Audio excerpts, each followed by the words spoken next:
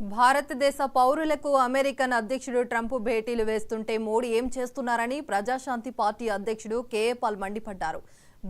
భారతీయులను ఉగ్రవాదులుగా రేపిస్టులుగా చేస్తున్న ట్రంప్ వైఖరిని చూస్తూ ఊరుకోవడమేంటంటూ ప్రధాని తీరుపై కేఏ పాల్ మండిపడ్డారు. ట్రంప్ వ్యవహార శైలికి నిరసనంగా మోడీ అమెరికా పర్యటనను రద్దు చేసుకోవాలని డిమాండ్ చేశారు. విదేశాంగ మంత్రి జయశంకర్ ఒక పనికిమాలిన మంత్రి, తక్షణమే రాజీనామా చేయాలంటూ మండిపడ్డారు.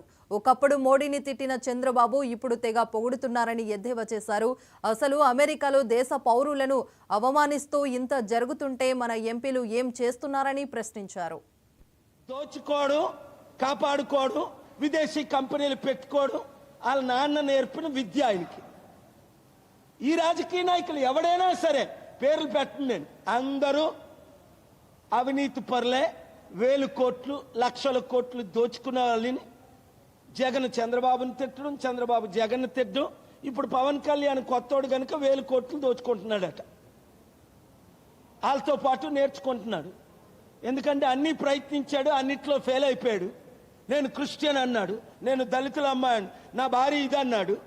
ఇప్పుడు అన్నీ అయి నేను సనాతన ధర్మం అంటాడు. మళ్ళీ అలాంటి పేరు పెట్టుకుంటారు కొంతమంది.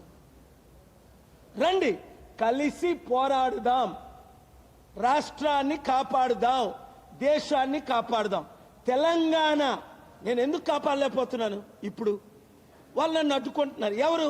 ఈ రాజకీయ నాయకులు, ఈ చంద్రబాబు నాయుడు, ఈ రేవంత్ రెడ్డి, ఈ నరేంద్ర మోదీ, ఈ కేసీఆర్, ఈ జగన్మోహన్ రెడ్డి. మొన్నటి వరకు అడ్డుకోవడం ఎందుకు? ఇప్పుడైనా కలిస్తే ఎంత బాగుంటుంది.